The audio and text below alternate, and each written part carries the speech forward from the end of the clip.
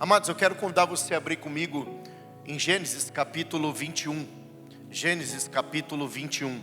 Queridos, nós, nas últimas mensagens, desde quando o Miguel trouxe uma mensagem falando sobre o dia mau, vencer o dia mau, depois a pastora Leslie trouxe uma mensagem sobre os inimigos da promessa, lutar contra os inimigos da promessa.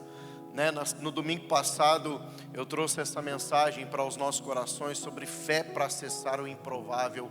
E na última terça-feira tivemos aqui o pastor Samuel. Irmão, sei que muitos trabalham, têm a sua rotina, mas foi impactante, foi absurdamente absurdo o que nós recebemos na terça-feira, como foi tremenda a palavra do Senhor e como aquilo fortaleceu nossos corações. Ele falou sobre água que sai da pedra, quando ele ilustrou, trazendo o princípio, trazendo a história do Senhor de Moisés bater na pedra, e ele foi trabalhando esse tema de fé também, de obedecer a Deus e nos mover em direção ao milagre.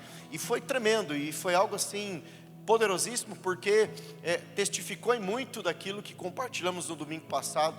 Mas durante a semana, enquanto eu orava e buscava perceber o que o Senhor gostaria de realmente compartilhar e trazer para o coração de vocês, eu fui orando ao Senhor e tentando discernir isso, e como eu fui tremendamente ministrado na terça-feira, mais uma vez, por aquela palavra, eu sinto que realmente, de fato, o Senhor Ele está falando conosco a respeito de fé, a respeito de posicionamento, a respeito de nós crermos que o nosso Deus, Ele é fiel, o nosso Deus, Ele é poderoso mesmo, o nosso Deus, Ele pode fazer grandes coisas, Ele pode intervir de maneira tremenda em nossas vidas, nas mais diversas áreas. Acabamos de adorá-lo, engrandecer o nome dEle, reconhecendo o poder que é no nome de Jesus, para operar de muitas maneiras a nosso favor. E eu quero hoje continuar, na verdade, essa temática sobre fé. Quero continuar trazendo mais fundamentos, mais verdades. Mas hoje eu quero falar sobre a visitação de Deus. A visitação de Deus. Quantos querem ser visitados por Deus? Eu quero ser visitado por Deus. Eu quero que Deus possa encontrar um espaço em minha vida, na minha casa, para que Ele possa visitar a mim, visitar a minha casa. Eu quero que realmente ser visitado pelo Senhor. Eu quero que realmente o Senhor, Ele venha ao meu encontro. E eu creio que há valor, há verdades na palavra do Senhor que faz com que nós preparemos, como disse João Batista no deserto, o caminho do Senhor. Amém? Ele disse isso: endireitai as vossas veredas, Ele fala isso: arrependei-vos, endireitai as vossas veredas. Ele diz assim: preparai o caminho do Senhor, o caminho para o Senhor. Então, eu creio que isso tem a ver com postura, posicionamento, para que o Senhor possa vir até o nosso encontro. Então, Gênesis, no capítulo 21, se você está comigo aqui na sua Bíblia, versículo 1 diz assim: visitou o Senhor a Sara, como lhe dissera, e o Senhor cumpriu o que lhe havia prometido. O texto diz isso: visitou o Senhor a Sara, como lhe dissera, e o Senhor cumpriu o que lhe havia prometido. Querido, nós sabemos que Deus, Ele havia feito uma promessa para Abraão. Assim como nós, ao percorrermos toda a Escritura, nós vamos encontrar muitas, não poucas, mas muitas promessas bíblicas a respeito do favor, da provisão, da ação divina, daquilo que Deus já descreveu, ou daquilo que Deus já mandou, já disse para cada um de nós. E o Senhor prometeu a Abraão algo poderosíssimo. E é sobre isso eu quero tomar esse exemplo, ou essa verdade das Escrituras, essa afirmação das Escrituras, para dizer para você nessa manhã e para afirmar ao teu coração que sim, o Senhor, o seu Deus, Salvador, o seu Redentor, Ele quer visitar a sua vida, Ele quer visitar a sua casa, Ele quer visitar você, Ele tem um interesse legítimo por tua vida, Ele tem um interesse real por você, e eu vou mostrar isso pelas Escrituras, porque isso está escrito aqui. Realmente o Senhor tem um interesse por nós, Ele nos ama. Afinal de contas, querido, afinal de contas não, isso é tão verdadeiro, que se não fosse pelo grande, poderoso, tremendo amor de Deus, Ele não havia enviado Cristo Jesus para morrer em nosso lugar. Então eu acredito que a palavra do Senhor é verdadeira, e eu acredito que se esse Deus nos amou da maneira que nos amou, e enviou o seu Filho Jesus para morrer em nosso lugar, então o nosso Deus é digno de confiança. O nosso Deus é digno de confiança.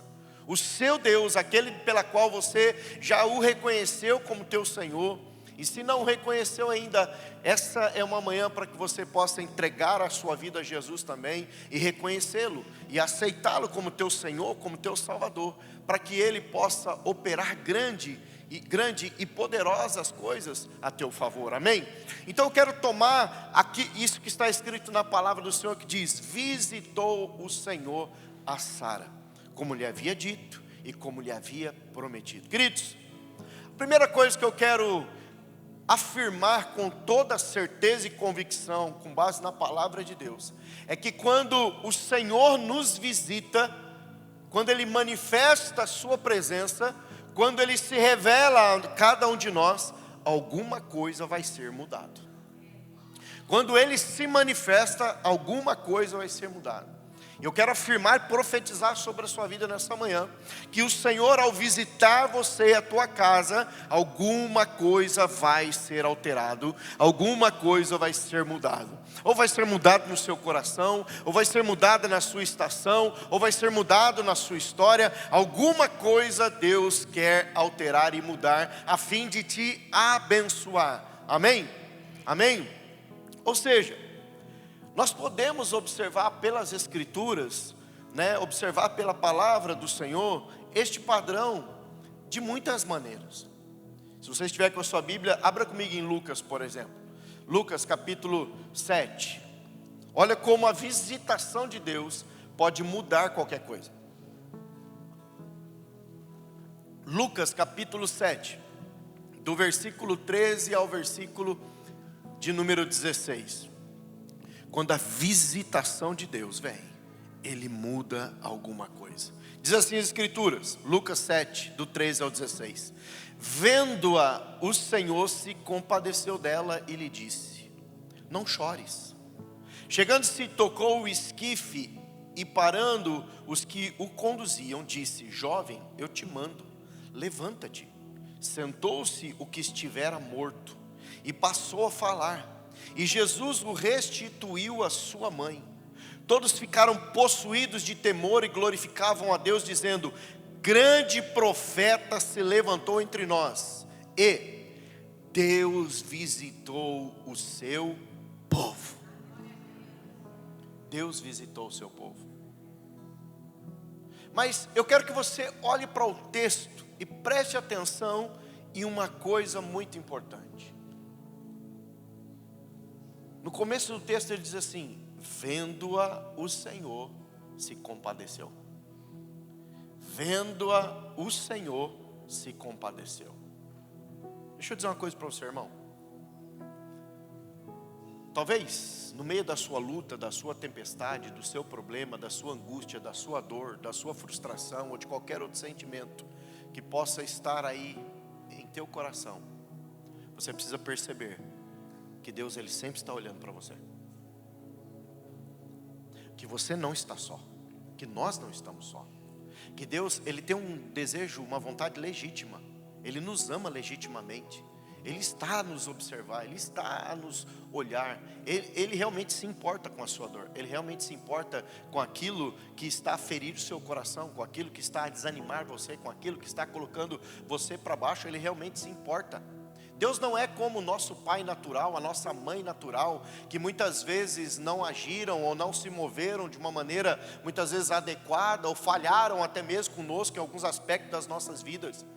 A palavra do Senhor até para isso tem resposta. Ele diz assim: ainda que o pai ou a mãe abandone o seu filho, Deus não abandonará. Por quê?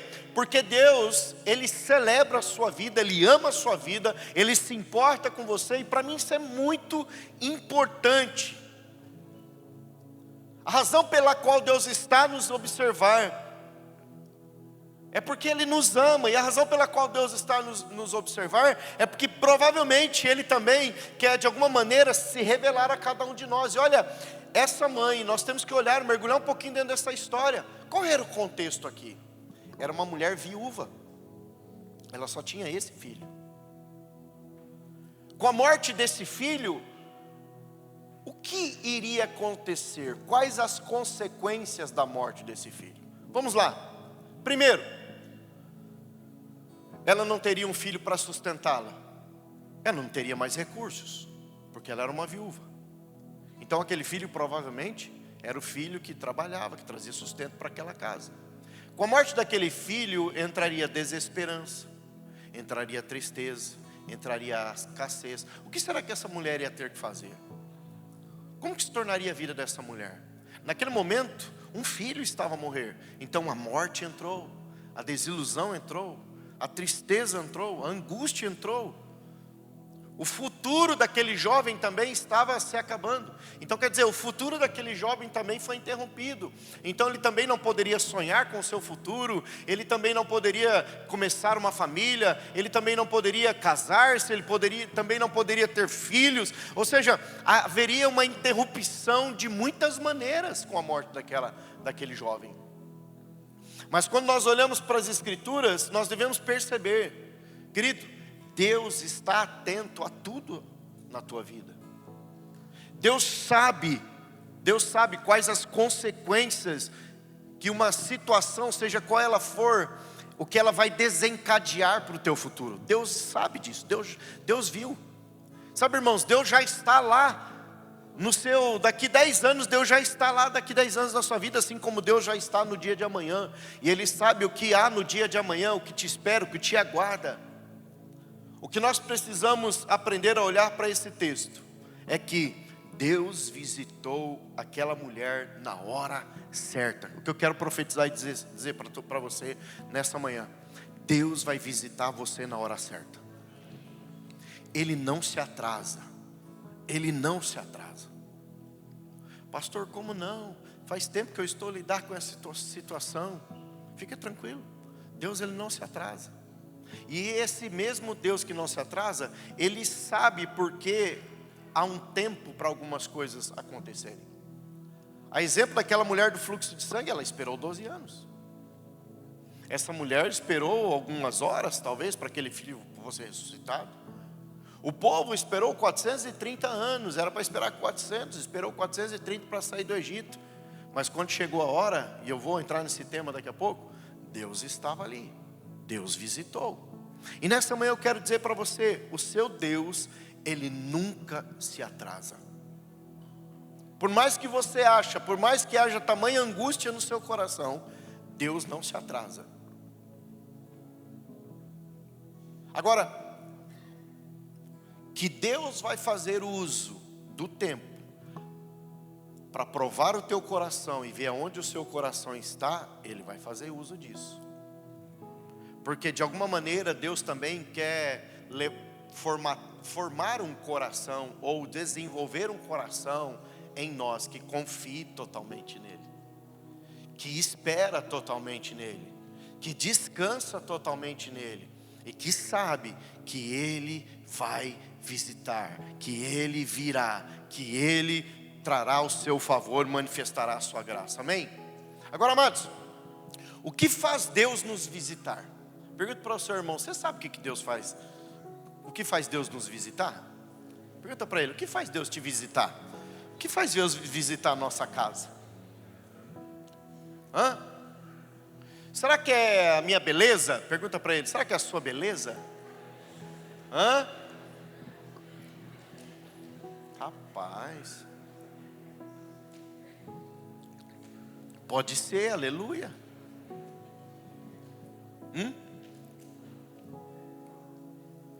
Eu quero mostrar para você algumas razões pela qual Deus nos visita. Eu quero mostrar para você isso. Então a primeira coisa que faz com que Deus nos visite é uma promessa. Uma promessa.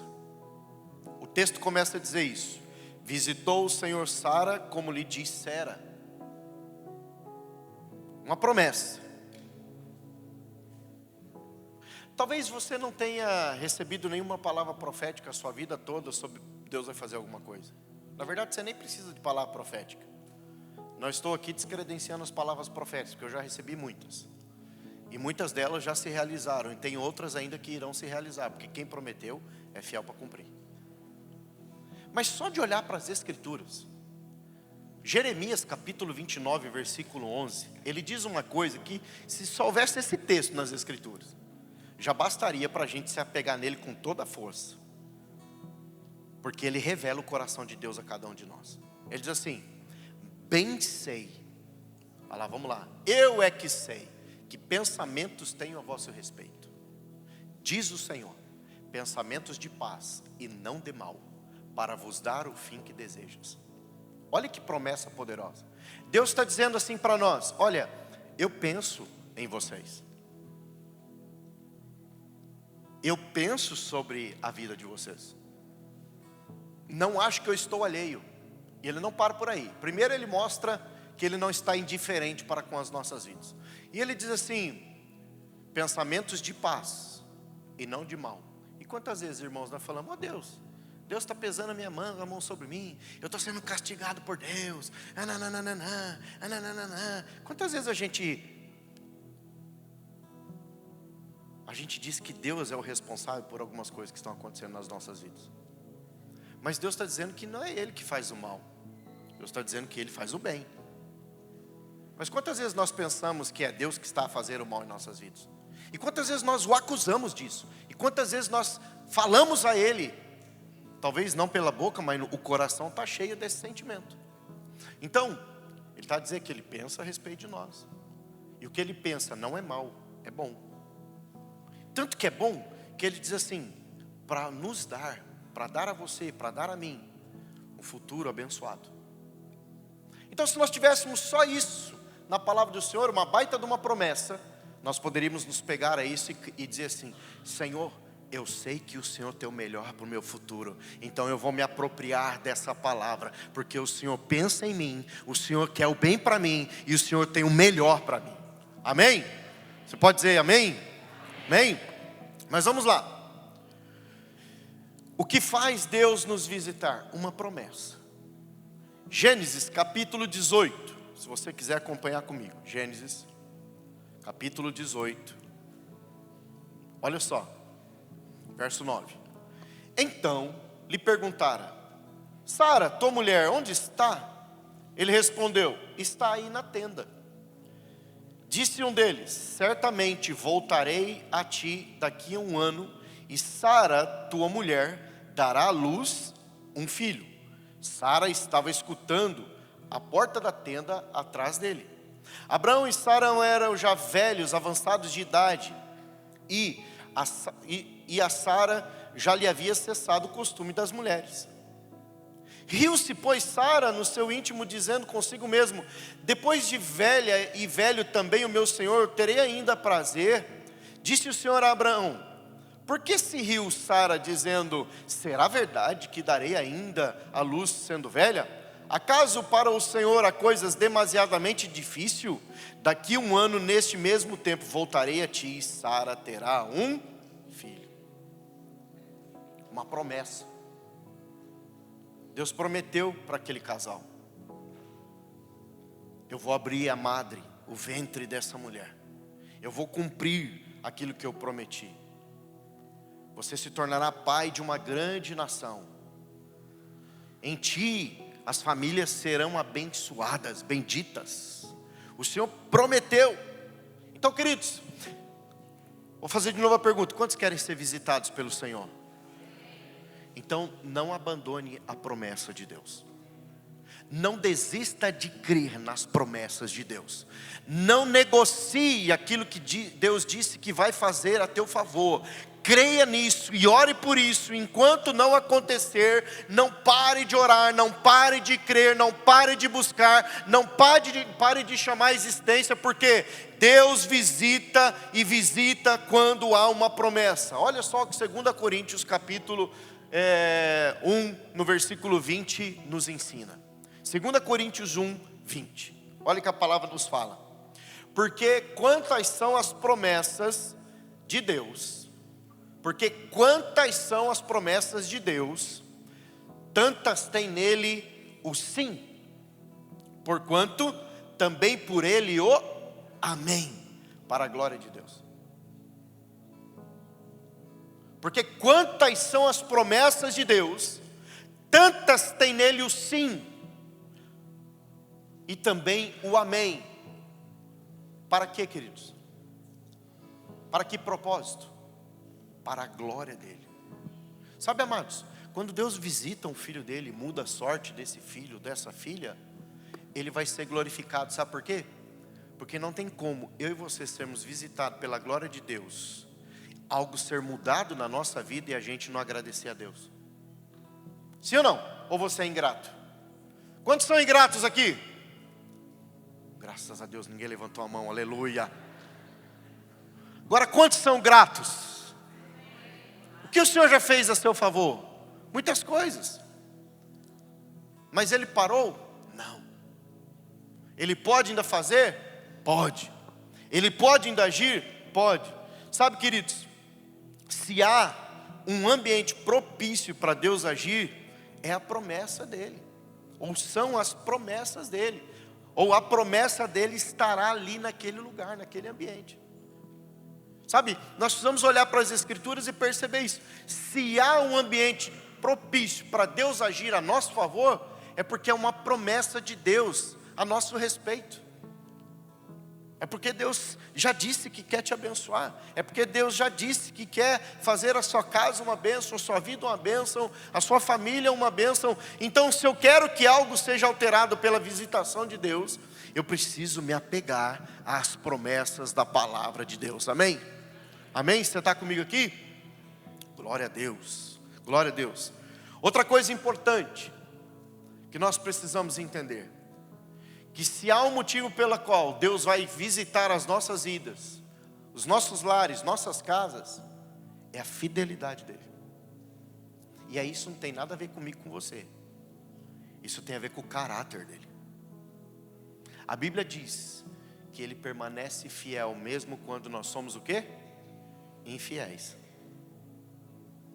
Sabe, deixa eu dizer uma coisa para você, a sua infidelidade não tira Deus do lugar da fidelidade. Pode dar uma demoradinha para Deus agir, até que eu e você nos convertamos, porque infidelidade tem a ver com conversão, irmão. Sabia? Quando há infidelidade nas nossas vidas para com Deus, é porque talvez alguma área da nossa vida Ele não está convertida a Ele, e a gente precisa permitir que o sangue de Jesus traga conversão naquela área das nossas vidas. Se a gente está a falhar, a pecar, a desobedecer, a andar fora dos valores da palavra do Senhor em alguma área das nossas vidas, isso é infidelidade. E se a infidelidade está em alguma área da nossa vida, significa que aquela área ainda não está convertida.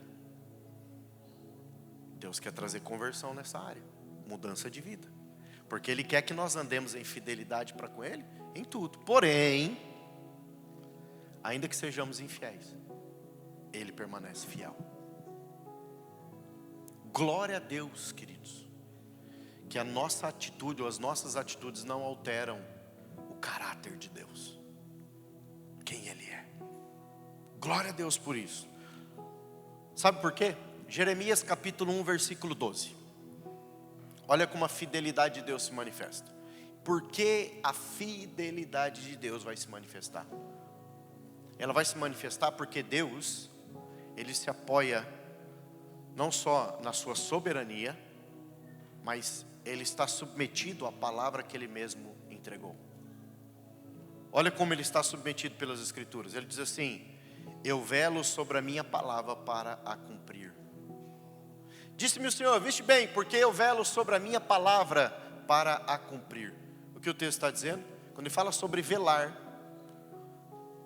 a gente precisa perceber quantos aqui, né, infelizmente já passaram por uma situação que tem que se despedir de um ente querido quando foi ali para o seu funeral. Muitos aqui, não é verdade? Qual é a palavra que nós usamos ali para o funeral? Velório. Porque essa palavra velório ela tem como origem a palavra velar. Ou seja, eu estou ali a velar, eu estou ali a observar, eu estou ali a gastar tempo com aquilo, eu estou a observar aquilo, eu estou próximo disso, eu estou participando disso, eu estou a observar, eu estou aqui junto. Quando a palavra do Senhor fala, eu velo sobre a minha palavra, está dizendo assim, enquanto a minha palavra não cumprir, enquanto ela não alcançar o propósito pela qual ela foi liberada, eu não tiro os olhos dela. Eu estou velando pelo cumprimento da minha palavra. Ou seja, eu estou esperando que a minha palavra se cumpra. Eu estou esperando que alguém seja tocado. Eu estou a observar e aguardando que alguém seja liberto, que alguém seja curado. Eu estou velando. Eu não tiro os olhos dela. Eu não deixo que ninguém me roube desse lugar de vigia da minha própria palavra, porque uma vez que eu disse, uma vez que eu prometi, tem que acontecer. Amém? Você está comigo aqui? Números 23, 19. Quero reforçar mais um pouco esse versículo, esse tema. A fidelidade de Deus. Números 23, 19. Olha o que a palavra do Senhor nos ensina. Deus não é homem para que minta, nem filho do homem para que se arrependa. Porventura, tendo ele prometido, não o fará? Ou tendo falado, não o cumprirá? Eis que para abençoar recebi ordem, e ele abençoou, não posso revogar. Querido, nessa manhã, essa palavra está a nos ensinar algo. Deus não é como eu e você, que às vezes prometemos e não cumprimos, que às vezes falamos e não cumprimos, ou às vezes até fazendo alguma coisa e arrependemos. Eu não devia ter feito isso para as pessoas, porque essa pessoa é ingrata. Quem já passou por isso aí? Ou sou só eu que sou pecador aqui? Tá bem, eu assumo meu pecado máximo. Mas às vezes a gente faz isso. Eu fui ajudar essa pessoa e ela é ingrata. Eu fui fazer alguma coisa e ela é ingrata, eu também não ajudo mais, não brinco mais também. Por quê? Porque nós homens somos assim. E se a gente faz alguma coisa em favor de alguém, quase sempre a gente quer um retorno. Mas o fato é que o nosso Deus, Ele é fiel porque Ele prometeu. Deus não muda, Ele é o mesmo. Hebreus 13:8 diz que Ele é o mesmo. O caráter de Deus é intacto. A santidade de Deus é imaculada. Nada muda Deus na sua identidade e no seu caráter. Ele é inteiro. Não há variação em Deus de caráter, de sentimento, de propósito. Deus é e Ele é o que é, como diz as Escrituras, Ele é o eu sou, e Ele não vai mudar nas suas características em detrimento de eu, homem falho, você, homem falho. Ele não vai mudar, Ele permanece inabalável. Por quê? Porque se Ele alterar, meu irmão, se Deus mudar, meu irmão, aí acabou, aí a gente não tem mais esperança. E louvado a Deus, louvado seja Deus, que Ele não muda. Por isso, a visitação de Deus, além de acontecer onde há uma promessa, ela também vai acontecer onde a fidelidade de Deus se revela. Voltemos ao texto de origem da mensagem, Gênesis 21. Ele diz assim: visitou o Senhor a Sara como lhe dissera, e o Senhor cumpriu o que lhe havia prometido. Fidelidade. A fidelidade de Deus. Deixa eu dizer algo para você. Deus vai agir na sua vida. Deus vai tocar o seu coração. Deus pode mudar o seu contexto, porque Ele é fiel. Ele é fiel. Então você não deve abrir mão de crer na fidelidade de Deus. Você não deve abrir mão de crer que Ele pode tocar a sua vida, de que Ele pode vir com provisão, de que Ele pode te visitar. Não abra mão nem da promessa e nem da fidelidade, de crer na fidelidade de Deus. Não abra mão. Sabe, Deus, Ele quer ser louvado.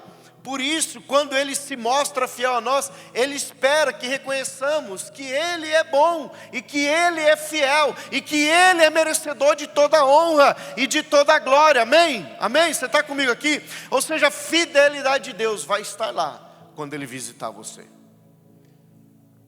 A fidelidade de Deus está lá quando Ele me visitar. Porque Ele faz, porque Ele é fiel para cumprir o que prometeu. Amém? Mas às vezes, irmãos, a gente está tão anestesiado com a vida que a gente está levando, e a gente às vezes entra num lugar de indiferença com a presença de Deus. A gente entra num lugar de distanciamento da palavra de Deus, e que a gente começa a dar ouvidos às nossas emoções. A gente começa a dar ouvido às nossas circunstâncias e problemas. E nós começamos a deixar com que as circunstâncias, os problemas, as lutas, as batalhas, seja lá o que for, falar na nossa fé, falar na nossa alma, a ponto de fazer com que a gente desacredite que Deus pode fazer alguma coisa, de que Deus pode mudar alguma coisa. E muitas vezes nós estamos ali num lugar de indiferença, de apatia, estamos ali a brigar com Deus por causa das nossas lutas, estamos ali a brigar até conosco mesmo, a respeito das nossas guerras, e por vezes estamos a brigar com o marido, com a mulher que nem tem culpa de nada. E nós deveríamos ir para o Senhor e falar: Senhor, Tu és fiel, o Senhor pode mudar isso na minha vida. Amém? Agora, uma outra condição importante para Deus agir e nos visitar. Essa condição importante para Deus agir e nos visitar é um ambiente de fé. Um ambiente de fé. Mexemos muito na semana passada, e eu não quero voltar a trazer grandes coisas, ou acrescentar muitas mais coisas, mas eu quero mostrar para você como um ambiente de fé impacta diretamente na visitação de Deus. Evangelho de Mateus capítulo 13, no versículo 58. Olha o que as Escrituras nos diz. O Senhor estava a visitar ali, como era corriqueiro, o Senhor passava pelas cidades, e estava passando pelas cidades. Então ele chega, ali na região da casa dele, onde ele nascera. Estava fugiu o nome da cidade onde Jesus nasceu, Judeu técnica. Nazaré. Obrigado. De repente desapareceu. Nazareno desapareceu da minha mente. Ele está a passar por Nazaré e ele está a se mover, Ele quer abençoar aquele povo, ele quer tocar aquele povo, ele quer libertar aquele povo.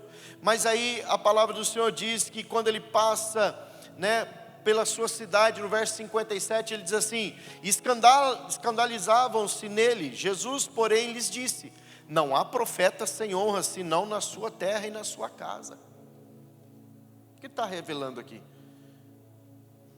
Falou: poxa, só porque eu cresci junto com vocês, só porque vocês conheceram a minha mãe e viram eu trabalhar com meu pai, vocês estão a olhar para mim e não estão a acreditar naquele que me enviou e nem o que eu tenho para lhes dar? Então o verso 58 diz assim: não fez ali muitos milagres por causa da incredulidade deles. Se há uma razão e um motivo para Deus nos visitar, é um ambiente de fé.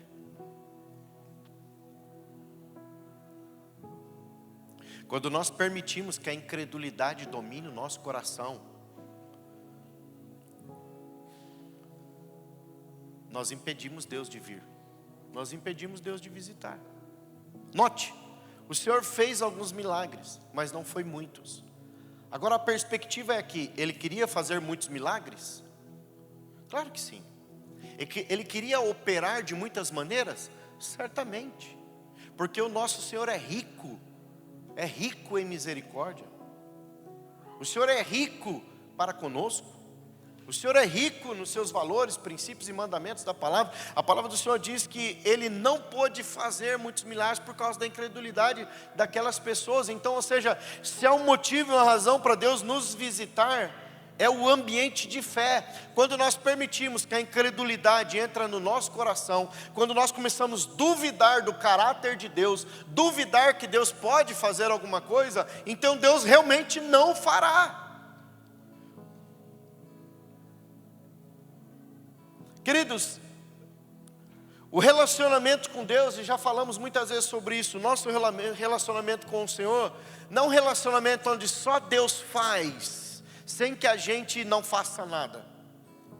O nosso relacionamento com o Senhor é um relacionamento de interação. O texto das Escrituras diz assim: achegai-vos, pois, a Deus, e Ele se achegará a vós outros. Ou seja, eu vou ao Senhor e Ele vem ao meu encontro. A incredulidade me paralisa e não me deixa sair desse lugar. Mas a fé, ela me libera para que eu vá até Deus e Deus possa vir com o seu favor e me visitar. Amém? Quantos entenderam? Amém? Olha o que a palavra do Senhor diz em Joel capítulo 2, versículo 32.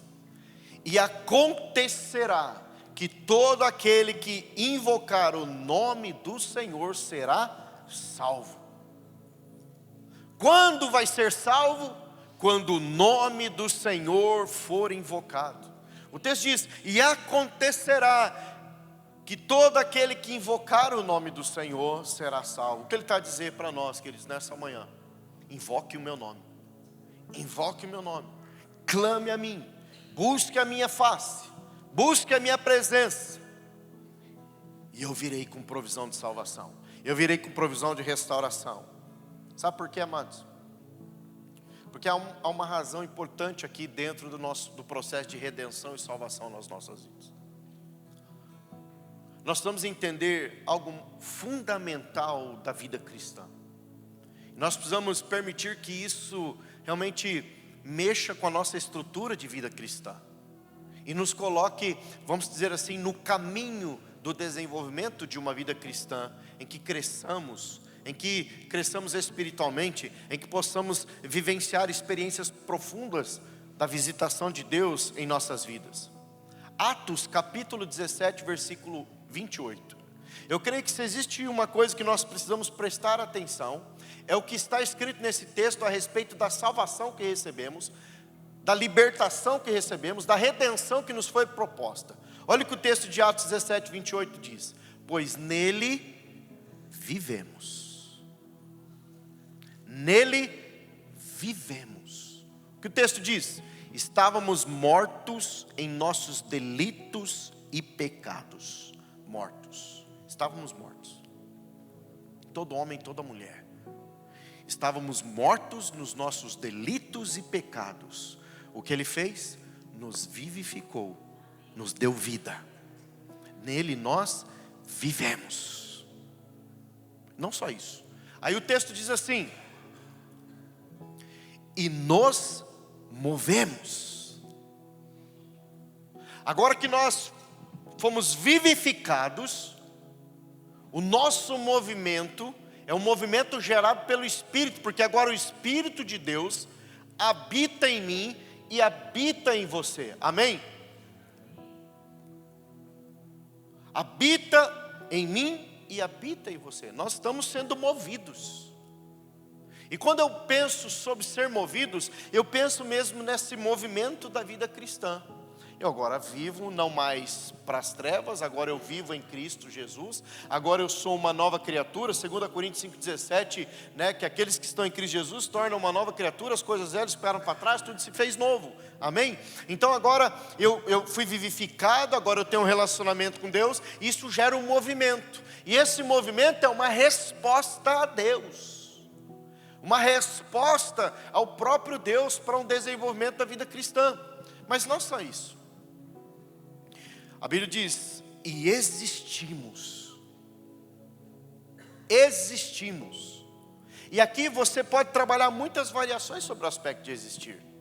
Aqui para mim, esse movimento vai revelar aquilo que o Senhor Jesus disse a respeito de nós: vós sois o sal da terra e a luz do mundo. Ou seja, nós não éramos reconhecidos, nós não éramos filhos, nós não tínhamos nada em Deus. Agora eu vivo pelo Espírito, eu sou movido pelo Espírito e eu revelo o Espírito. eu revelo a minha nova natureza, eu revelo a minha nova consciência, eu revelo a minha nova disposição, eu revelo o meu novo coração. Eu existo agora para quê? Eu existo para a glória de Deus, eu existo para testemunhar Deus, eu existo para revelar o que habita em mim. Eu existo por quê? Porque Deus me visitou com salvação e redenção.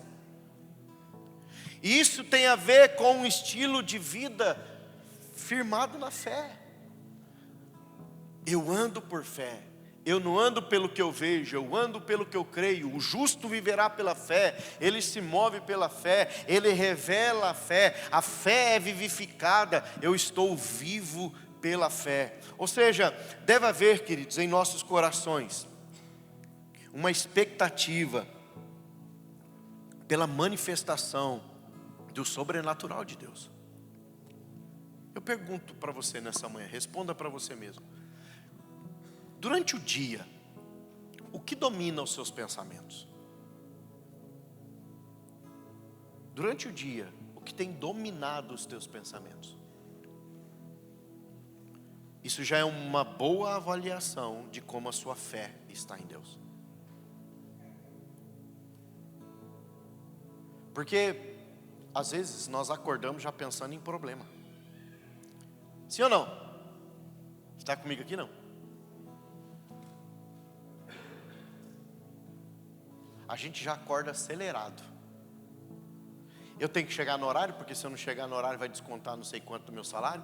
Eu tenho que entregar tal coisa, eu tenho que isso, eu tenho que aquilo. Meu Deus, eu não lavei a louça de ontem, agora a pia está toda cheia e eu vou ter que cozinhar daqui a pouco e está uma bagunça, né? Meu Deus do céu, pedi para o menino recolher a roupa, ele não recolheu, agora também vou ter que recolher, porque eu queria ter passado agora de manhã, uma vez que a roupa estava recolhida, mas eu vou ter que recolher para poder passar, né? Meu Deus do céu, eu falei para o meu marido comprar o sal ontem para mim temperar, né, a comida, ele não comprou, agora o arroz vai ficar, né, sem gosto. Não sei, irmão, a gente acorda assim.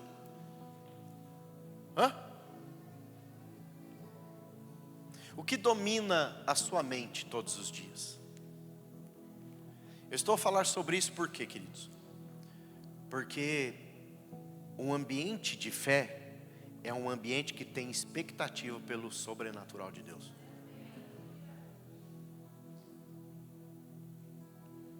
Eu quero provocar você nessa manhã. Quero ser bem honesto e direto contigo. Deus não vai visitar você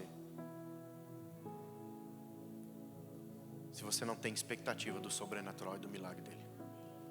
Se você só está pensando no que você não tem. Eu quero afirmar isso de todo o coração. Se você for ousado, corajoso em desistir de ficar pensando nos problemas do que você não tem e começar a pensar do que ele pode fazer, você vai viver algo extraordinário nos próximos dias.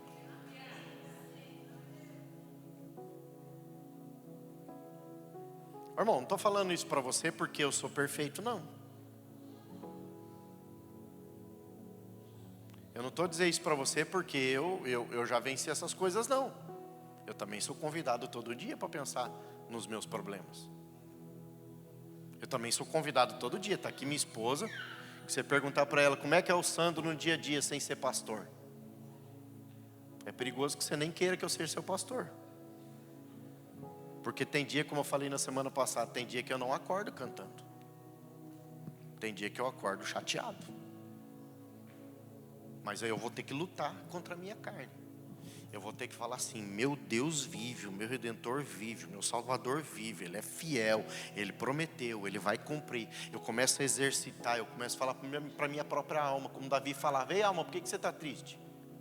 Você já foi salvo, alma. Por que você está chateado? Você já foi liberto. Comece a adorar o Senhor. Comece a buscar o Senhor.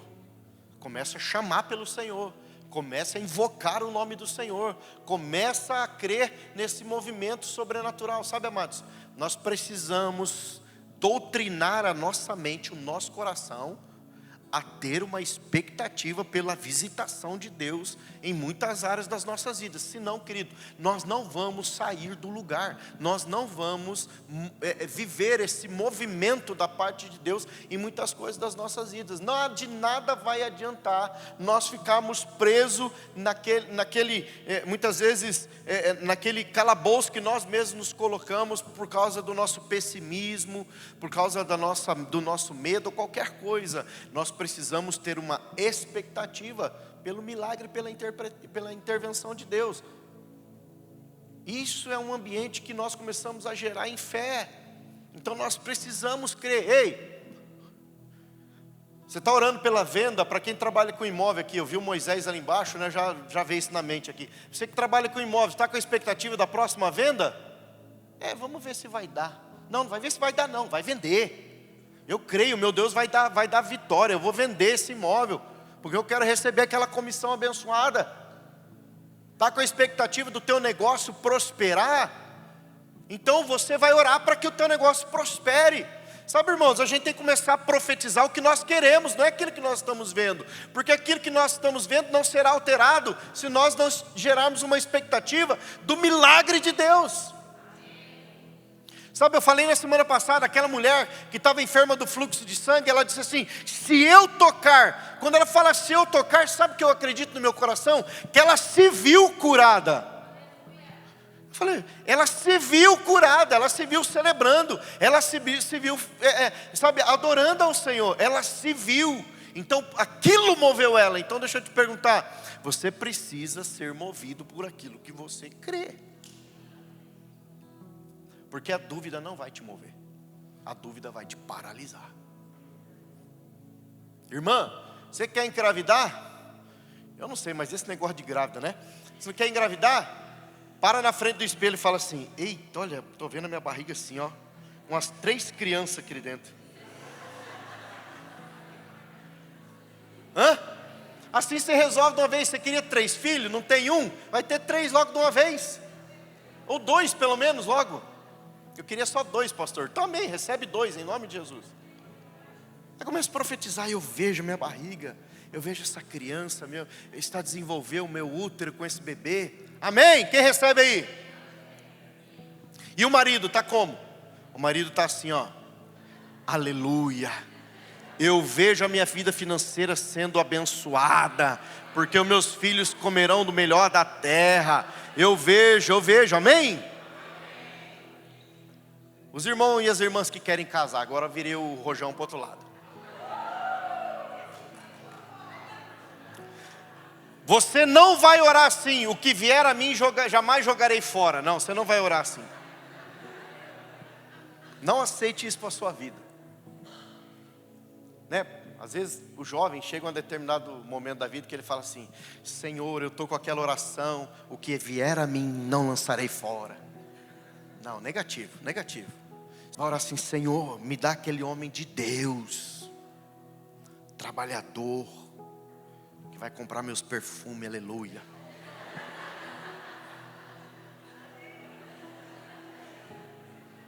Aí o garoto vai assim, Deus, me dá aquela mulher de Deus, que ama o Senhor, tem temor do Senhor, mas que cozinha bem, Jesus. Aleluia. Glória a Deus. Porque Deus quer nos dar boas coisas, irmãos. Deus quer nos dar boas coisas. Sabe? E nós precisamos ter uma oração que deve ser corajosa e deve ser ousada. Olha o que Hebreus capítulo 4:16 nos ensina. Ele diz isso: acheguemo-nos, portanto, confiadamente junto ao trono da graça. Acheguemo-nos, portanto, confiadamente. Eu confio no Deus que está sentado no trono. Eu confio no Rei que está sentado no trono. Eu confio no Senhor que está sentado no trono. Por isso eu posso me achegar a Ele com confiança, porque Ele é fiel. Amém? Você está comigo aqui? O texto diz isso: Ele é fiel. Eu quero chamar o Ministério de Louvor aqui, para a gente ir concluindo esse momento da palavra. Eu quero ainda convidar você a abrir comigo em Gênesis capítulo 50. Olha que tremendo a visão de um homem. Olha como é tremendo a visão de um homem.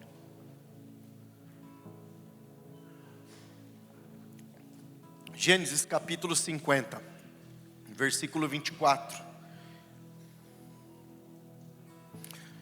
Olha o que é tremendo, como é tremendo a visão de um homem.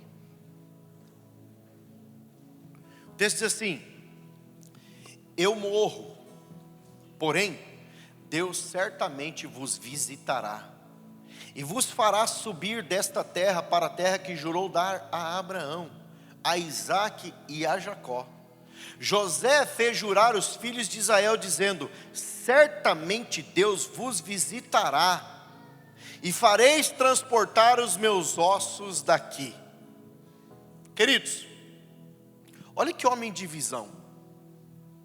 Nós estamos lá no Gênesis, José está lá no Egito, está lá em Gênesis. Ele chama a família, chama as pessoas que estavam em volta dele e diz assim: olha, eu vou morrer, mas o meu lugar não é no Egito não. Eu vou morrer, mas os meus ossos não pertencem a essa terra. E mesmo depois de morto, o que José está nos ensinando, mesmo depois de morto, há uma herança reservada para mim na terra prometida. Mesmo depois de morto, há uma herança reservada para mim na terra prometida. Homem de visão. E nós estamos aqui no Gênesis, o êxodo ainda não aconteceu. Deus não visitou aquele povo. O Senhor visita Abraão lá atrás no Gênesis e diz assim: ó, o povo ficará cativo no Egito 400 anos. E agora José está lá, foi levado, e você sabe quais foram as circunstâncias de José ter sido levado. E ele está ali agora como um governador, um príncipe dentro do Egito. E ele diz: eu vou morrer. Mas o que esse homem profetiza? Ele profetiza a visitação de Deus. O que José está nos ensinando? Irmão, você pode até achar que você está morrendo. Você pode até achar que as suas forças já estão por acabar. Você pode até achar que talvez não haja saída mais. Talvez você possa até já ter pensado na sua cabeça aí que era melhor nem viver.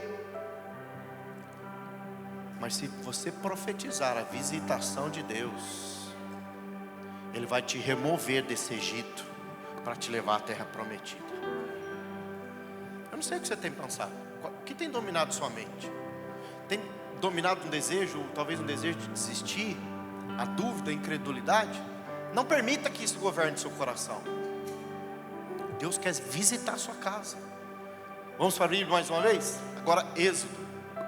Êxodo capítulo 3, versos 7 e 8. Olha que tremendo, irmãos. Olha que tremendo.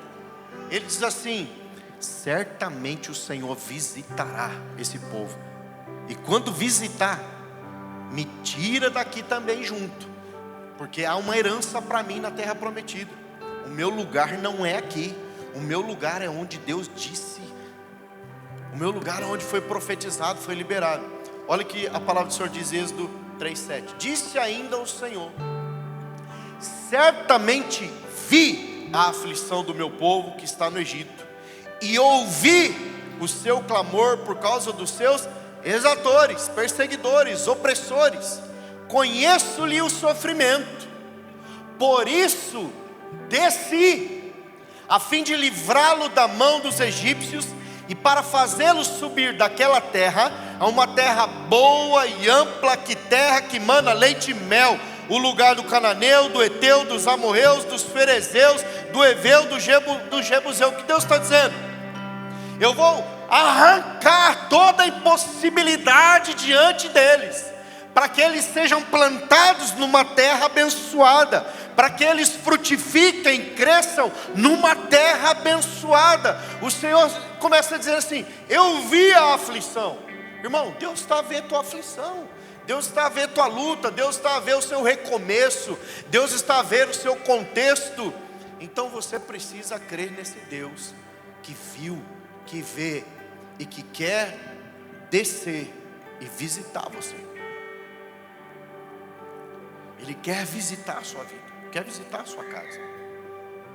Então nessa manhã, amados, mais uma vez, que essa palavra ela possa entrar no seu coração e que você possa abraçar a palavra do Senhor e não duvidar da fidelidade e da bondade do Senhor. Não duvidar que Ele tem o melhor para a tua vida, Ele tem o melhor para a tua casa, e que Ele está a ver o seu sofrimento. Nós precisamos ser homens e mulheres de visão e de fé. Deus não quer que você fique preso no seu Egito. E o Egito aqui, a sua dor, a sua angústia, o seu sofrimento, talvez a impossibilidade, a escassez, sei lá o que você está a passar, irmão. O fato é que o meu Deus, o seu Deus, Ele não quer que fiquemos nesse lugar de paralisia, nesse lugar da dúvida, da incerteza ou qualquer outra coisa. O Senhor, e eu vim para dizer isso para você, Deus vem para visitar a minha e a sua vida, porque Ele quer mudar algo, Ele quer transformar algo, Ele quer fazer algo novo, e não depende só do nosso Deus, depende do seu posicionamento de fé, depende dessa resposta ao céu, para que Deus possa agir. Você está comigo aqui? Já falamos tantas vezes aqui, eu não canso de falar isso, porque para mim isso é um milagre tremendo e poderoso. Uma das coisas que eu mais queria na minha vida, irmãos, era constituir família e ter filhos. Eu sonhei com isso, desde muito cedo eu sonhava em ter família e ter filhos. E eu lembro que quando eu e a Lésia casamos, logo pouco ano de casado, talvez o segundo ano de casado, que eu sou ruim das datas, aí ela sempre me ajuda. Mas nós tínhamos casado fazia pouco tempo. E eu estou no meu trabalho, a quase 30 quilômetros de Guarapuava, onde eu morava. E o telefone toca. E a Leslie, ela cai, ela tinha caído dentro da casa de banho. E precisou ser levada correndo para o hospital. E lá no hospital, descobriu-se que ela estava com câncer no intestino.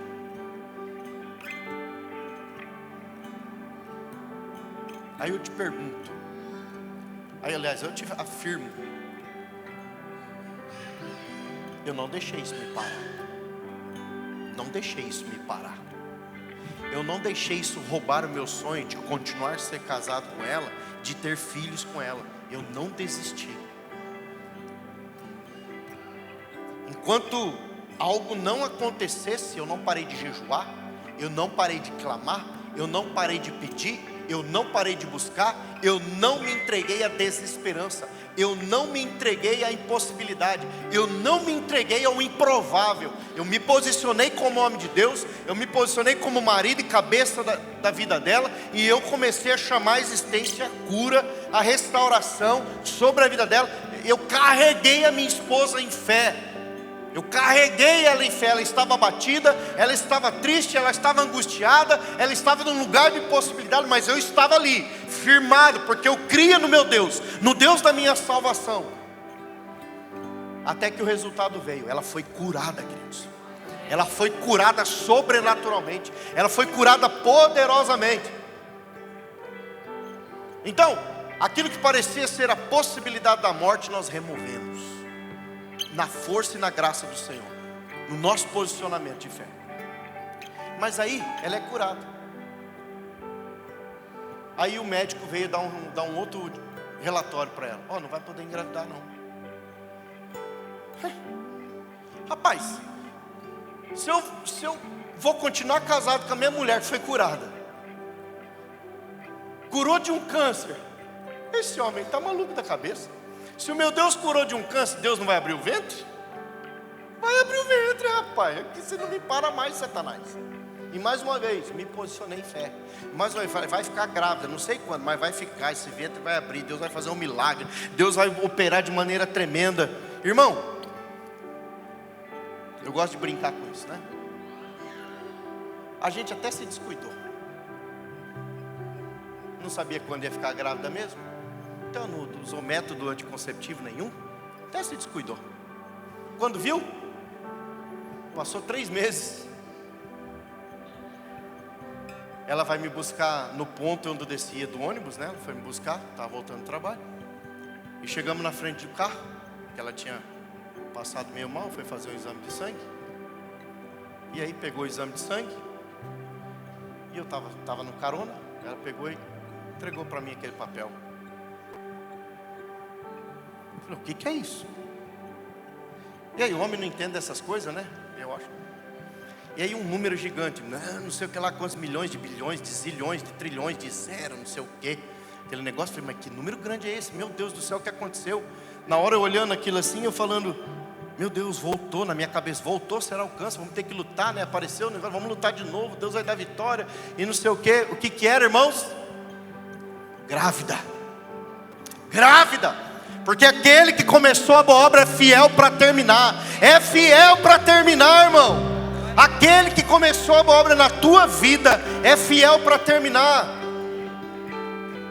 Então deixa eu falar um negócio. Você para de ser ranzinza, irmão. Vira para a pessoa que você fala, para de ser ranzinza.